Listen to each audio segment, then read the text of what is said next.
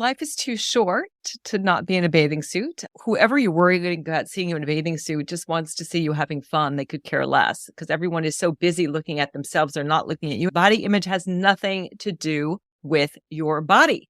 Body image is in your head. It's the way that you perceive your body, the way your body looks, the way your body feels, what you think about your body. So it's a construct that can be changed. Welcome to the Done With Dieting podcast, where it's all about designing the life you want in midlife. I'm your host, Elizabeth Sherman, a master certified life and health coach, personal trainer, nutritionist, feminist coach, and specialist in women's hormones. Are you tired of scales, food logs, and strict diets? Struggling with hormonal symptoms and the challenges of aging, changing relationships, and entering the next phase of your life? You have come to the right place.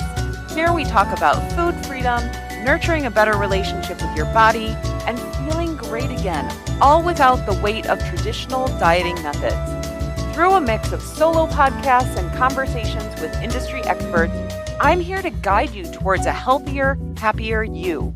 Join me as we explore ways to look and feel better and strive for optimal health regardless of where you are in your journey.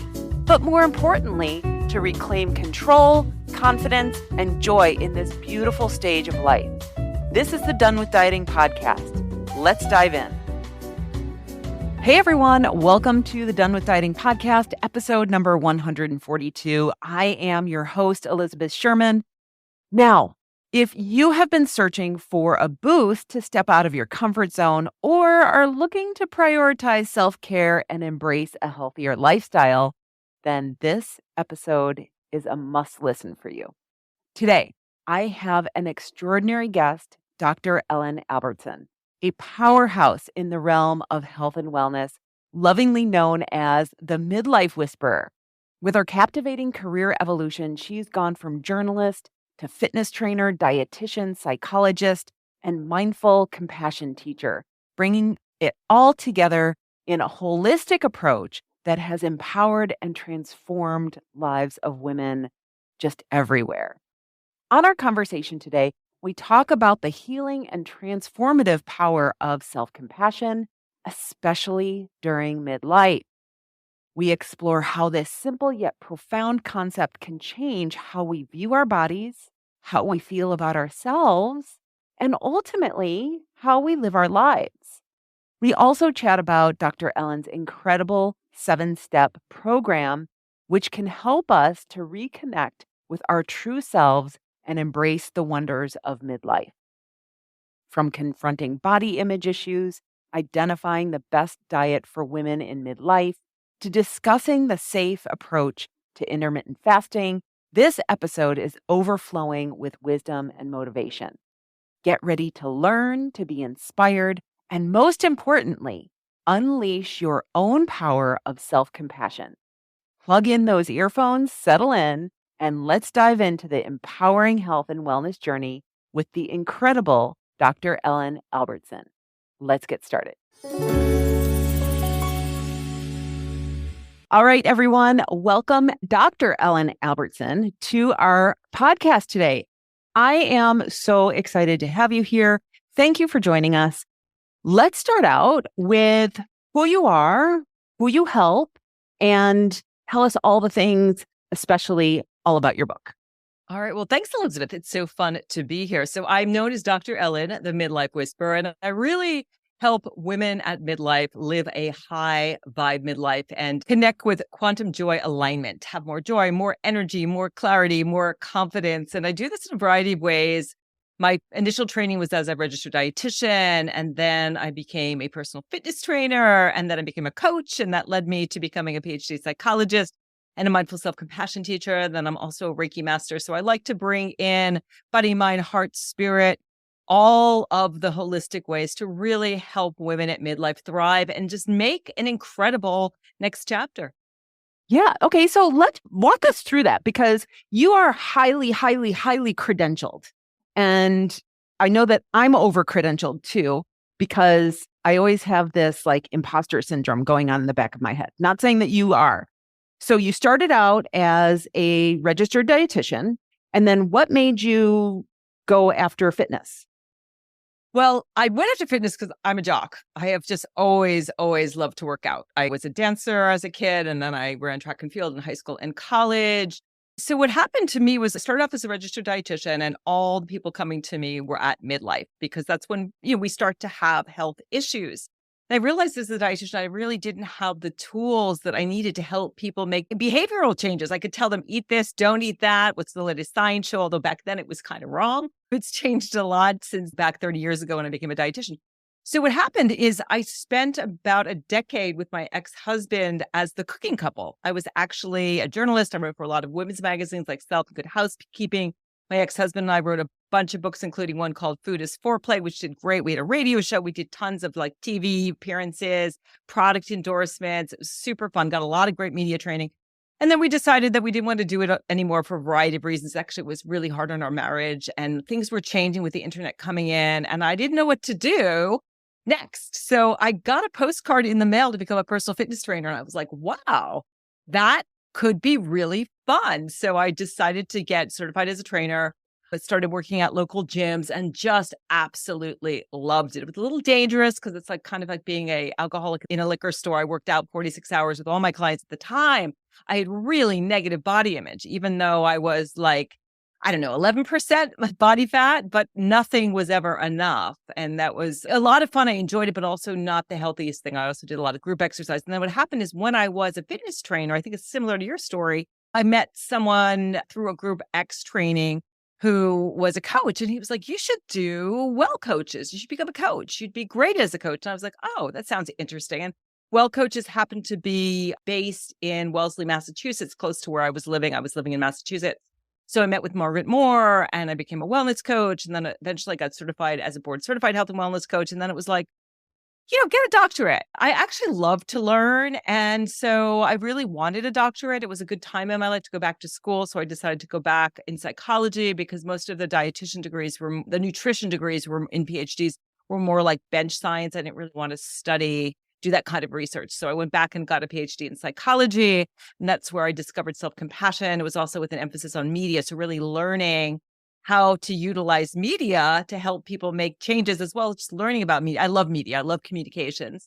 So that's kind of a snapshot of how I got to this place. And just one thing led to another. And I feel like I've got this huge toolbox to really help people make powerful changes. Because I think like you, it's not about the food, right? There's often all of these underlying issues that need to be, so you need to shine a light on the subconscious beliefs that people have, the sense of unworthiness. A lot of my clients, I'm sure you as well, they failed so much at trying to get in shape and take better care of themselves, especially the ones who they've been on this dieting merry-go-round. They lose weight, they gain back more. They lose weight, they gain back more, and they don't want to touch it because they're super successful.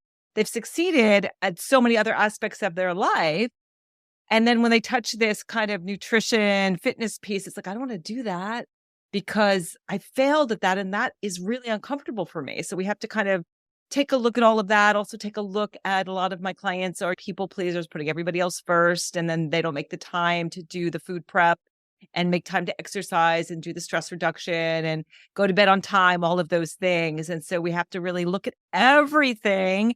That's why I love helping people make quantum leaps, not just like this long drawn out process, but let's change your mindset, change your emotional barometer, and also have you have more joy, more happiness, so you have more energy and find fun ways to move your body. I love to move. Before this interview, I was actually up on the trampoline. It's raining here. So I was like bouncing around, working out with the hula hoop, playing with my dog. It's exercise is a blast.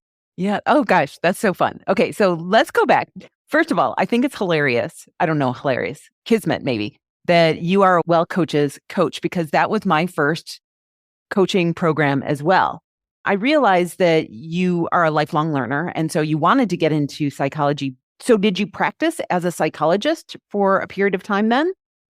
I never became a clinical psychologist. Okay, No, I got it. I didn't want to go that route. I went to Field and Graduate University, which is a very well-accredited program, but I didn't do the clinical route because I was a clinical nutritionist. And I honestly love coaching. Got it. And I'm sure like you, we work with helping people reach their full potential. It's all about positive psychology. I really didn't want to work on trauma and depression and PTSD and all of those things. Now, it's such important work, but that's not what I was called to do. I really love coaching. So I had no desire to go through everything it takes to become a licensed clinical psychologist, although I am a clinical nutritionist and licensure is easy because I'm a registered dietitian.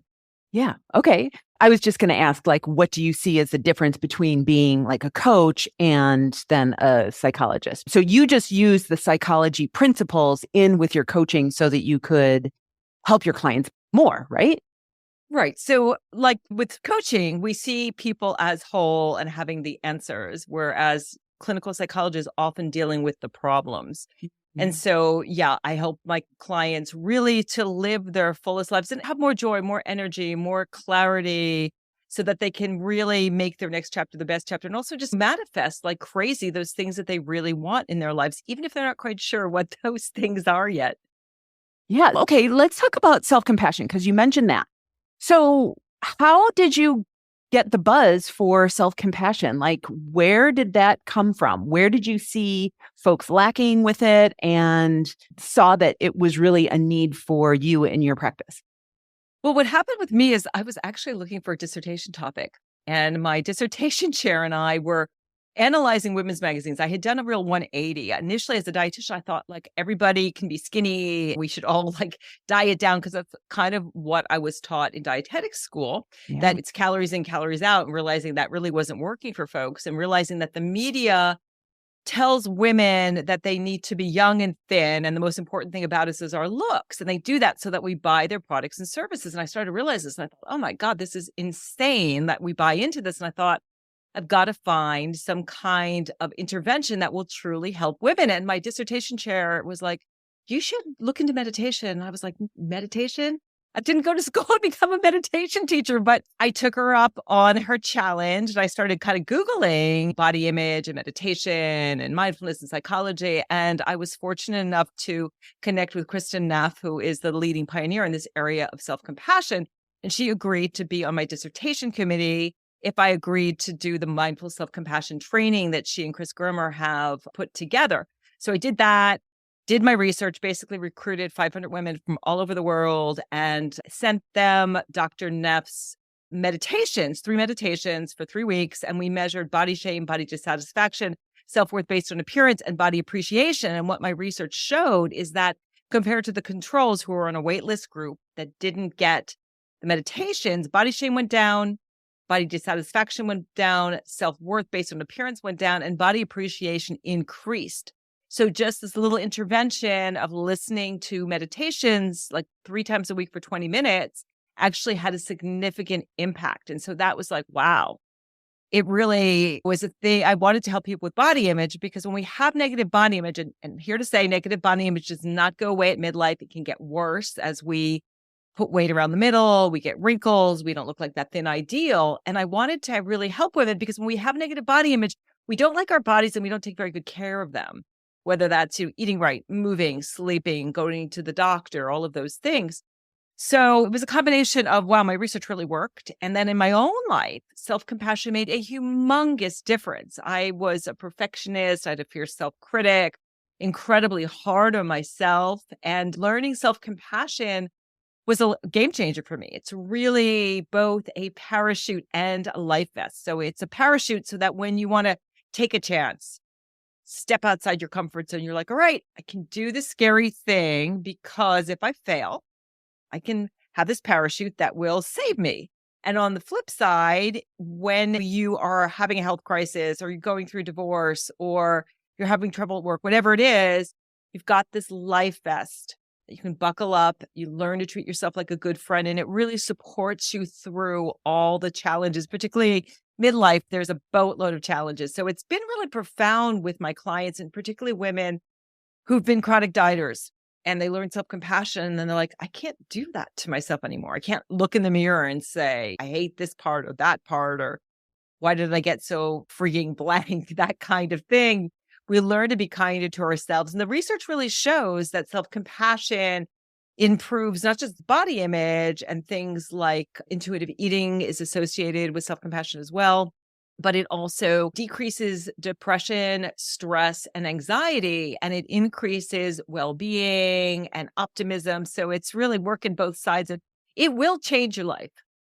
Okay, so what would you say to the woman who understands that body neutrality or self-compassion, better body image is fine and good for other women, but that this body that I live in, like, there's no way, no one should see this in a bathing suit?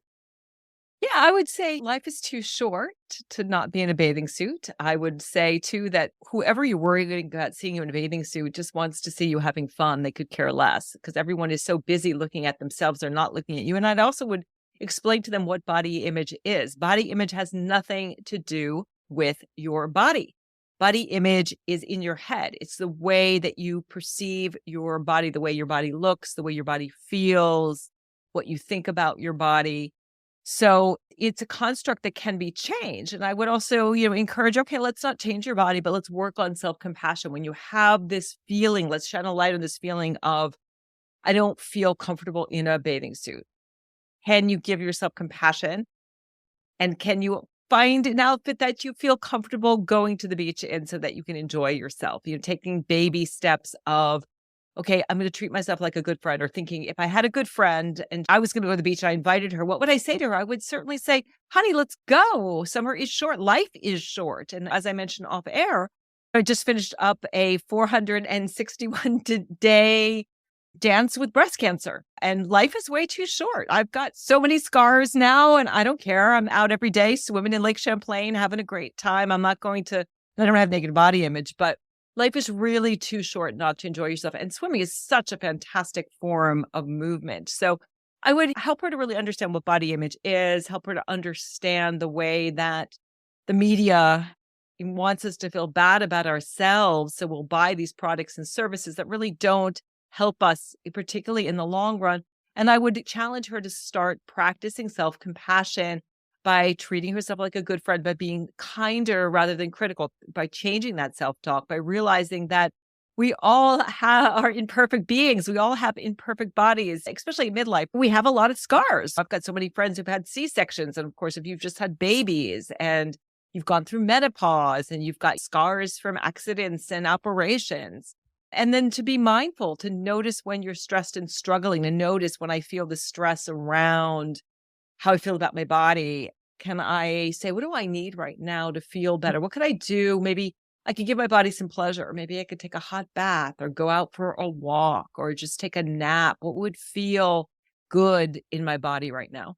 Mm-hmm. Okay. So something that you said before was that what you noticed within your dissertation was that when we are more compassionate with ourselves, then we actually treat ourselves better through eating, physical activity, sleep, and stress management. Can you connect the dots for us a little bit more on that? Yeah, well, part of it is that when you treat yourself like a good friend, instead of just going into fix it mode, I think that's our default mode, right? Something goes wrong. Let's say you get in a fender bender. Immediately, you want to go into fix it mode. Conversely, if you have a friend who's just been in a car accident, you're going to say to her, are you okay? What do you need? What can I do for you? So that response immediately is going to help you to eliminate some of the stress, some of the anxiety, to calm down your fight or flight nervous system. So that's really helping that sort of stress response calm down. When you give yourself what you need, whether that's taking a nap, taking a bath, journaling, all of those things are tools that help us to calm down the nervous system, which really is at the root of both stress as well as most of our chronic diseases. So it's going to make us healthier. In terms of that depression, self-compassion is an emotional regulatory technique.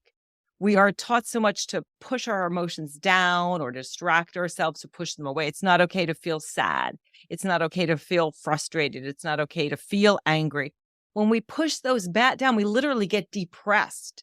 We start to feel nothing. And at midlife, women have the highest rate of depression for any group for age and gender. Part of that maybe due to either hormonal changes or it might be due to some of the side effects of going through menopause, such as lack of sleep and a lot of those kinds of changes, mood swings and things like that. So when you're practicing self-compassion, you're giving yourself what you need. You're doing those self-care things. You're going to feel better. And also taking care of yourself emotionally instead of ignoring those emotions or having a threesome with Ben and Jerry's, which I think is often what women and men do, maybe not Ben and Jerry's, or having a glass of wine and cheese and crackers, all of those things to feel better temporarily. We're like, what do I really need right now? Maybe I need to get therapy, or I need to get coaching, or I need to improve my diet to help my depression, or maybe I need to see someone and go on antidepressants. We do what we need instead of just pushing the emotions away, instead of just pushing our problems away. We give ourselves what we need. And in terms of the high things, the well-being and the optimism, again, we've got that parachute where we feel like, okay, I can step outside my comfort zone, do those things that are really going to challenge me and help me grow and make me feel hopeful and good about life because I've got this way of caring for myself. The research really shows that self-compassionate people are more likely to go to the doctor. They're more likely to take better care of themselves because what happens is over time, and I've been practicing now for over a decade, I've become a mindful self-compassion teacher. You fall in love with yourself. I think about self-compassion as kind of the how of self-love because people are always like, I don't know if your practice, Liz, but my practice, people are like, how do I do the self-love thing? It seems very kind of amorphous and big. Self-compassion is a muscle. It's something that we can grow. We don't start in the deep end. We start small. We start observing our self-talk, finding small ways to care for ourselves, but we start to fall in love. Like I love myself so much more than I did 10 years ago. I have held myself in so much higher regard, and I'm literally so much happier. In my 40s, I was on antidepressants, and between self-compassion and also developing a mindfulness and meditation practice, I've really turned that around, and I'm happier than I've ever been, even with the breast cancer. Breast cancer really was tough, but the self-compassion was so powerful to help me through it, to ask myself, what do I need right now? And sometimes it was doing absolutely nothing. How do I treat myself like a good friend? And for me, staying in remission is really all about staying in that quantum joy alignment, staying at that high vibe place at midlife and really working with the difficulties, the negative emotions that come in. It's not that you practice toxic positivity where you're like, I'm happy and positive all the time. You're not. We have aging parents. We've got growing kids. We've got a lot of stuff going on, but you care for those emotions. And then what you find is that as you care for the grief, the sadness, the frustration, the confusion, the joy, the happiness, the optimism also grows because your whole emotional bandwidth is off the charts versus when I had depression and I was on antidepressants. I'm not at all knocking them. I think there's times when we really need them. I had a very small bandwidth. I just didn't feel a lot of anything. I wasn't depressed, but I also wasn't super joyful either. It was just kind of like, yep, life's okay. But now I've got this much larger bandwidth of emotions and having a lot more fun and a lot more adventures because I am taking risks and really pushing myself to achieve the things that are really meaningful for me. Mm-hmm. Yeah. Yeah. Going back to like the self-love concept that your clients come to you and they're like, how do I do this? I think that for many of us, we are taught that we really shouldn't be arrogant or conceited. And I think for many women, we see self-love that it would go into conceited, that saying, I love myself or I'm okay with myself, I accept myself is saying, but you're not. Right. And so there's that fear there. Yeah, there's that fear is a big piece of it. And then there's also this idea that we have to put everybody first and that self-care and self-compassion are selfless. And so it's interesting to look at what compassion is. Compassion is to suffer with, in the terms of the self-compassion, to be there for yourself when you are struggling, when you are suffering. And as you like to say, and I love when you were on my podcast, Rock Your Midlife, just put your damn oxygen mask on. Like, don't do it because you're caring for someone else. So it's not about being selfish. It's not about being conceited. Think about some of the most compassionate people, the Dalai Lama, right? Nelson Mandela, Mother Teresa, these incredible people who had so much compassion for others. You wouldn't think of them as conceited. There's a strength there in terms of compassion. It's not about being conceited. And I don't know what's wrong with lauding yourself and feeling good about who you are and what you're doing in the world. Yeah. Well, I mean, we're just taught as women that we shouldn't, right? But yeah, I've done a lot of Kristen Neff's work on myself. And I love that idea of treating yourself like you would your BFF or your son or your daughter who you love unconditionally. Like you wouldn't allow them to have a fifth treat, right? And if they made a commitment to themselves, you would try to get them to do it, right? Yeah, that's an excellent point. Right. It's not a compassionate mom isn't going to let, if the kid's like, I don't want to go to school today, they're not going to say, no problem, Johnny. You stay home, eat potato chips, and sit in front of the TV all day. They're not going to do that. We're going to support what is truly in our best interest. Yeah. Okay. Not self-indulgence. No, not at all. Okay. So tell us about your book. So there are 7 steps to rock your midlife. Yeah. Yes. It came out November of 2021. And I wrote the book for a couple of reasons. I mean, I really want to scream at the mountaintops that midlife is so fun and so awesome. When you Google midlife, it is conjoined with crisis. When you put it in the thesaurus, what comes up is the wrong side of 40. And I just love that there were so many women like yourself. There's just hundreds of us who are out there showing we're surfing and we're skydiving and we're traveling and we're starting businesses and writing books. So I wanted to change the way we perceive midlife. I wanted to share my own story and the stories of my clients. And I really wanted to create a really excellent self-help book because I felt like there's a lot of memoirs out there, but a book that people could just pick up, read wherever they want. You can start with any of the 7 steps. You can start the first one, which is authenticity. The second one we talked about, which is that self-love, self-compassion piece. You can go all the way to the 7th, which is enlighten yourself.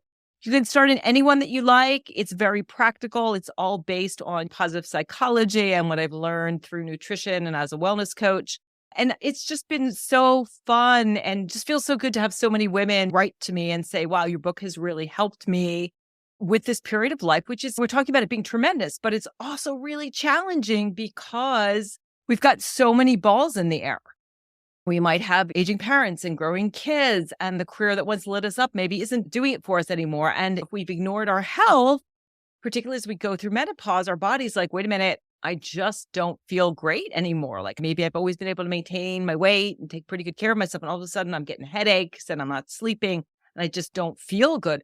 And that marriage that we've kind of been ignoring is all of a sudden like, wow, this isn't feeling great. What do I do here? So it's just been really lovely to have literally thousands of people have read the book and have made some huge changes in their life through following these 7 steps.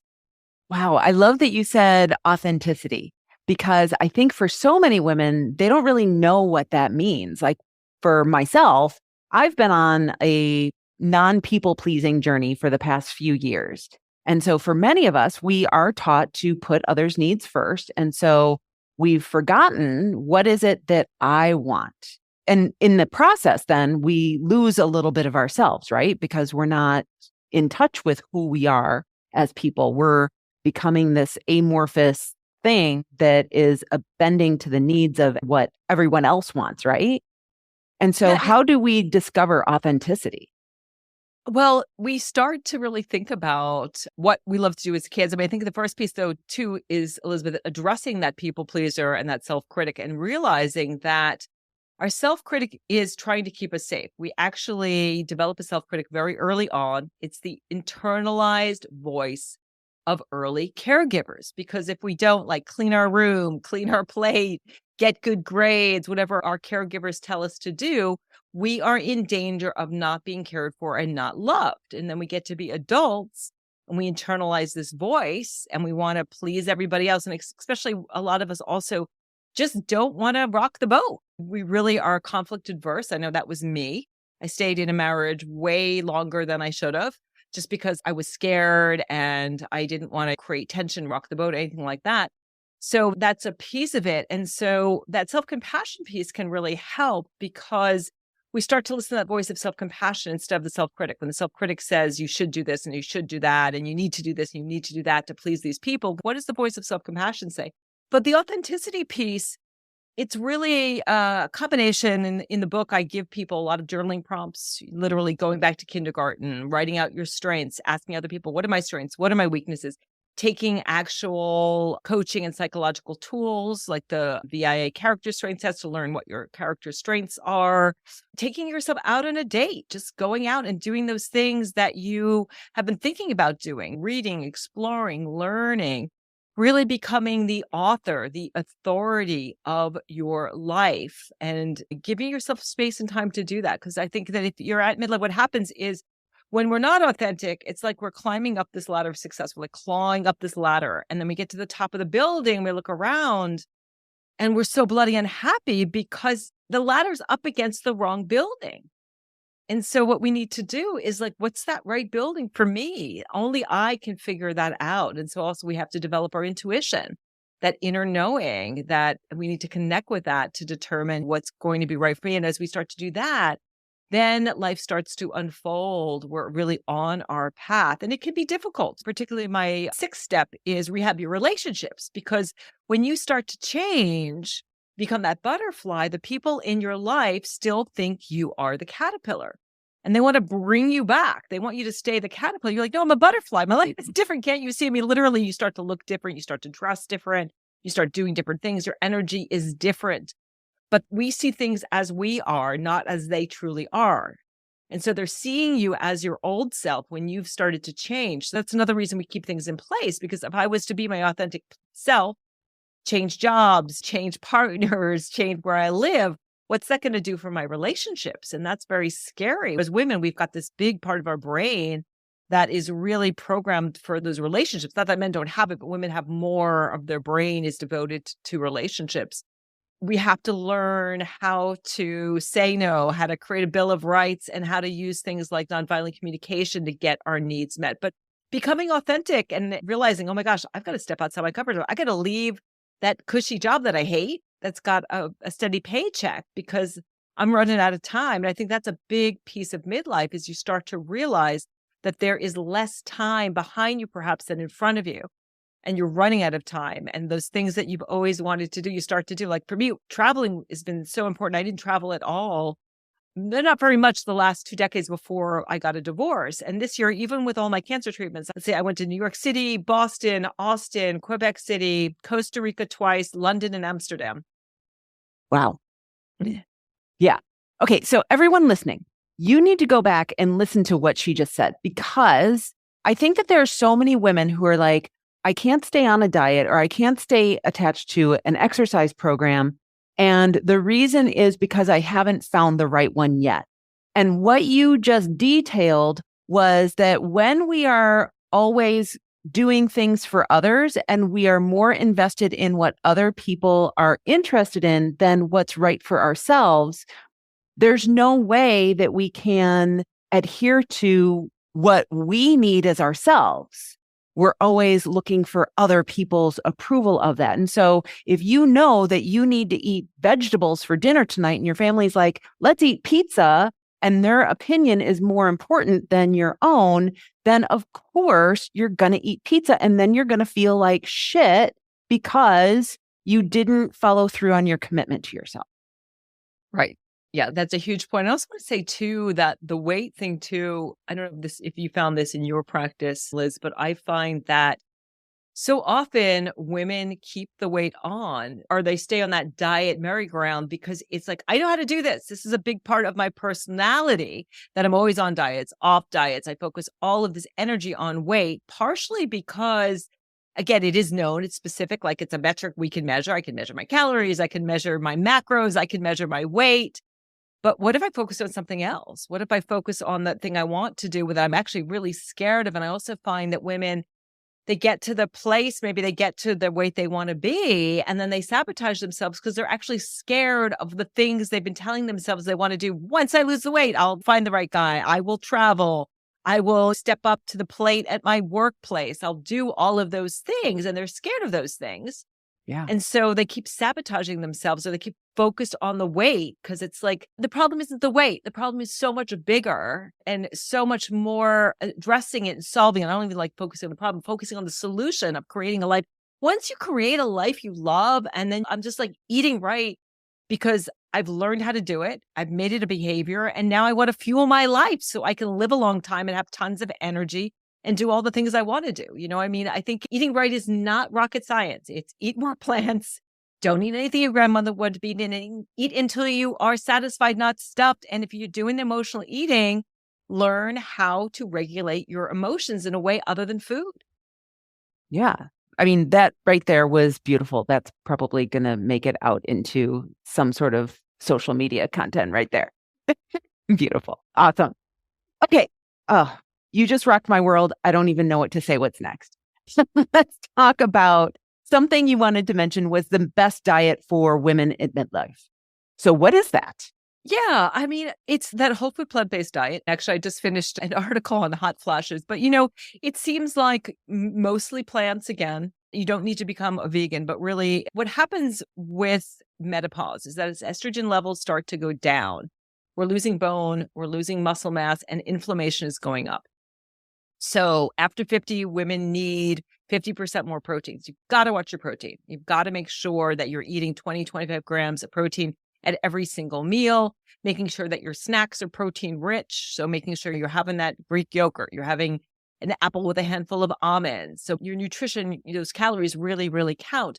Eating more plant foods. We know that plant foods are filled with phytochemicals, plant compounds that help to keep inflammation down. We know that inflammation is, again, at the heart of all of major diseases, heart disease, cancers, some of the menopausal conditions. And then we also know that those artificial ingredients, those things you can't pronounce, can cause inflammation because your immune system is recognizing those as invaders. So what it's doing is it can create an inflammatory response. So the best diet is really lots of plants. Certain supplements might help as well. Things like fish oils, if you're not eating fish in your diet. Again, eating a variety. There's some literature around intermittent fasting. I'm not 100% convinced, but that also helps with the inflammation and helps people kind of keep their weight under control. So there is some research around that as well. But I would say, again, that plant-based diet, you're just eating. I mean, I probably eat, at least 10, 15 servings of vegetables a day, fruits and veggies. My partner is a master gardener. So right now we have cabbage, kale coming out our ears. The tomatoes are starting to pop. We have fennel that is just out of sight. Sweetest, most delicious thing. When I hear people say, I don't like vegetables, I'm like, what?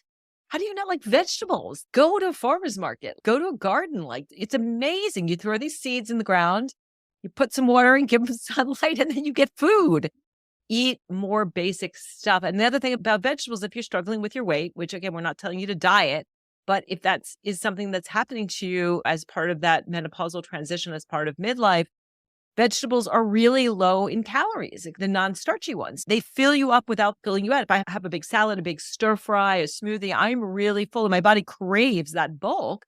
What that's also doing is it's also creating a healthy, what's called your microbiome, which is all of the organisms that are living mostly in your gut.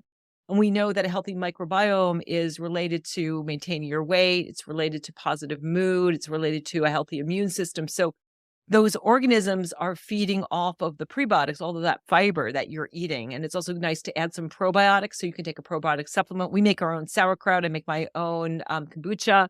We make our own kimchi. So these fermented foods are also really, really good for you. But have fun with it. Again, don't make this horrible chore. I think we're so done with dieting, right? We're so done with eating according to a piece of paper. Listen to your body. It can be a little scary if you're used to always reading a piece of paper and thinking, okay, I hit my 1,200 calories today. If I ate 1,200 calories, I would eat my dog personally. But like, oh, I did that. I was good today.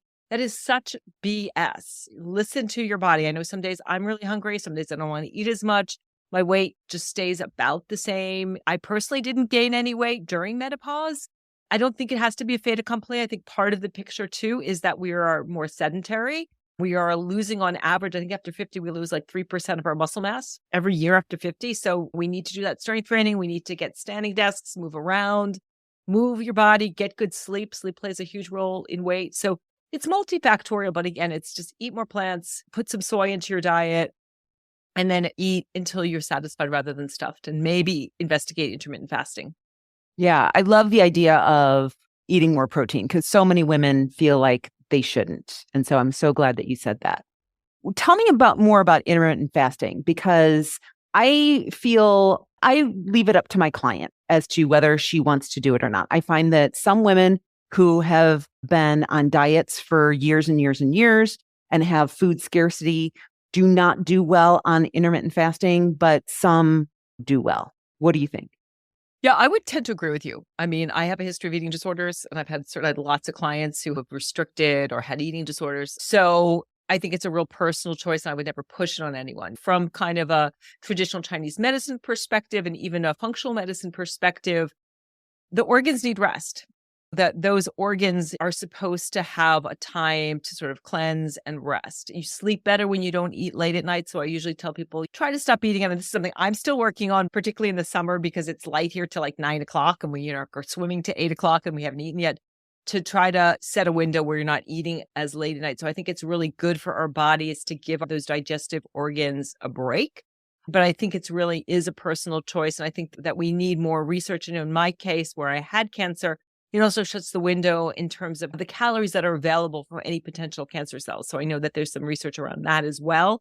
So if you can do it, I think it's a good thing. I don't think there's any downside to it. I mean, some people also maybe fast one day a month as well. I know that now that I've kind of gotten out of this mentality of breakfast is the most important meal of the day, which was something was kind of drilled into me in an early age and through dietetic school, I'm actually really sharp until like 10:30, 11 o'clock. I can like just have some green tea and I get my best like sort of focused writing work done. And then I usually eat around 10:30, 11. And then try to have my last meal around 6, 7 o'clock. And I feel really good on it. So experiment and see what works for you. But certainly if you have a history of eating disorders, disordered eating, restricting, it might not be a good move for you. Yeah. And I love that you can totally half-ass it. So like on the weekends, if you want to go out for brunch with your girlfriends, like you don't have to do intermittent fasting. Like you can eat. It's okay. Right? Yeah, but you can go to brunch at like 10, 11 o'clock too. So that too. Works fine. Yeah. A diet is a personal thing. Mm-hmm. And I think, again, if you're listening, get empowered, find out what works for you. We do know what the science is, particularly around plant foods. I'm also big on trying to eat organic when you can. Organic food really is better for you and better for the planet because those organic fruits and veggies have to develop more of those plant chemicals to fight the pests. So those plant chemicals are really the active compounds that are good for you. So those plants are so much healthier. They're also tastier. Try to eat more organic if you can. And organic's gotten cheaper. Places like Costco and Trader Joe's have organics where there's really isn't that much of a price difference between the conventional and the organic, but do what works for you. Yeah. And so what do you find is the relationship then between eating habits, sleep, stress, and physical activity and hormonal symptoms? Wow, that's a mouthful. Sorry. Did I? No, that's okay. That's okay. Well, I guess I'll start with sleep. I mean, I think the research that's coming out of sleep is fascinating. When we sleep, so many of our hormones get reset. Certainly the appetite hormones get reset. We know things like stress. If we are not getting enough sleep, we are more stressed. We're generating more cortisol. We're more tired. So we're going to be more apt to like grab that Snickers bar and cup of coffee in the afternoon because we're really tired. So I definitely think everything is interrelated. You can't, study one thing or treat one thing without looking at everything all together. So I certainly think like stress hormones are related. Certainly appetite is related to whether or not you're sleeping. And certainly estrogen is also helping with that stress response as well. So they're all interrelated. So again, I think the bottom line is that midlife, it's really the time. If you haven't been taking great care of your body, it's time. And that's why we need to sort of change this body image conversation. The most important thing about you isn't your looks. I'm just amazed when I see women in social media and they're trying so hard to look like their 26-year-old self and getting all of this plastic surgery and spending all of this time, money, and energy. Who would we be if we were just celebrating ourselves? I mean, I'm all about looking great at your age and I love fashion and dressing up and feeling sexy and beautiful.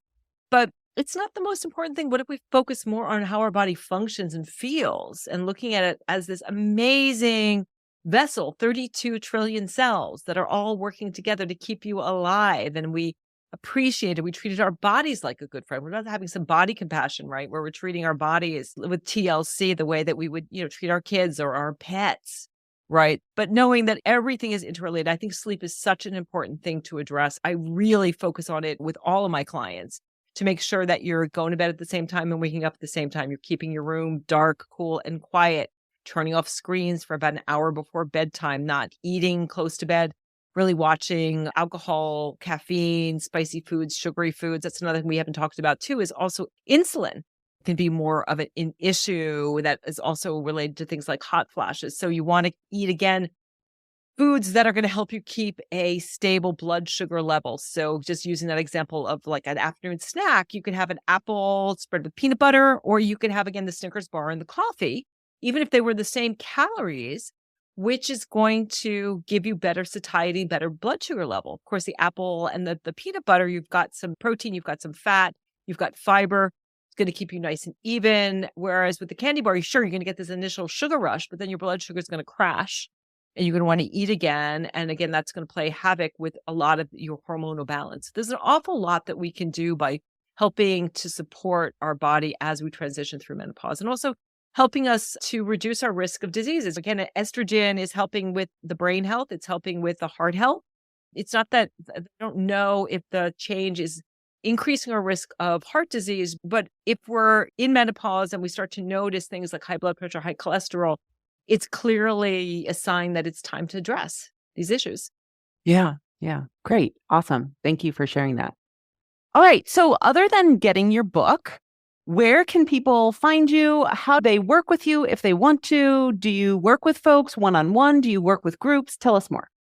Sure. Well, the easiest way to find me is just go to the midlifewhisperer.com. That's the midlifewhisperer.com. I'm the only midlife whisperer on the planet, which just means that I do a lot of tough love, but I also really understand. I really got to. I mean, I've worked with thousands of midlife women. So I do work with people one-on-one, both virtually. I mentioned to you, I just bought a home in Costa Rica. So I'm going to start to do kind of private retreats with people if they're feeling in their place where, God, I really like to spend a week with Dr. Ellen and really just be healthy for a week and get myself started. So I'm going to start doing that as well.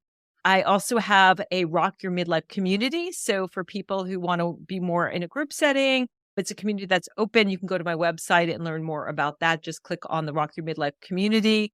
I have a podcast called Rock Your Midlife, the book called Rock Your Midlife. So just Google Rock Your Midlife or Google the Midlife Whisperer, and I will certainly pop up. And I'm on Instagram at the Midlife Whisperer as well. You can see me dancing and giving advice from what to eat to how to keep your mind on positive and live a high vibe midlife. Awesome. Well, thank you for being here. This has been such a delight. My pleasure. All right. That is a wrap for today's fantastic conversation with Dr. Ellen Albertson, the Midlife Whisperer. Thank you for tuning in and sharing this space with us. I really hope that you enjoyed our conversation exploring the power of self-compassion and embracing the wonders of midlife. Just to recap, we explored Dr. Ellen's remarkable career evolution, the power of self-compassion, and how it can impact body image, emotional regulation, and your overall health. We also discussed the importance of authenticity, silencing our inner critic, and the role of a healthy lifestyle in navigating the midlife transition. Now, I encourage you to connect with Dr. Ellen, to dive deeper into her work, and to check out her amazing book, Rock Your Midlife. You'll find all of her links in the show notes for this episode. And remember, self-compassion isn't just a concept. It's actually a practice, a lifestyle. Start small, be kind to yourself, and then watch the magic unfold. If you found value in today's episode, I would be incredibly grateful if you could take a moment and leave a rating and review on your podcast listener of choice. Your feedback not only helps us grow, but it also helps other women like you find this podcast as a valuable resource. Again, thank you for spending your time with us. Until next time, remember to embrace the journey, prioritize self-care, and above all, be kind to yourself. Have a great day, everyone. Talk to you next time. Bye-bye. Hey there. Thank you so much for tuning into this episode. Isn't it just amazing how we can take control of our health without all the crazy diets, extreme measures, and strict rules? I think so too. Now, if today's content resonated with you, would you do me a favor? Share it with a friend who could benefit from it. Let's spread the love and create a wave of empowerment for women in midlife. Oh, and if you're loving this podcast, please go ahead and leave a rating and review. I read every single one, and it truly means the world to me. Plus, your support helps other incredible women just like you find this podcast, and that's a win-win. Don't forget to hit subscribe so that you never miss an episode. I've got so many exciting things planned for you, and I cannot wait to share them. Thanks again, and I appreciate you more than words can express. Here's to living our best lives and embracing this exciting stage together. See you next time.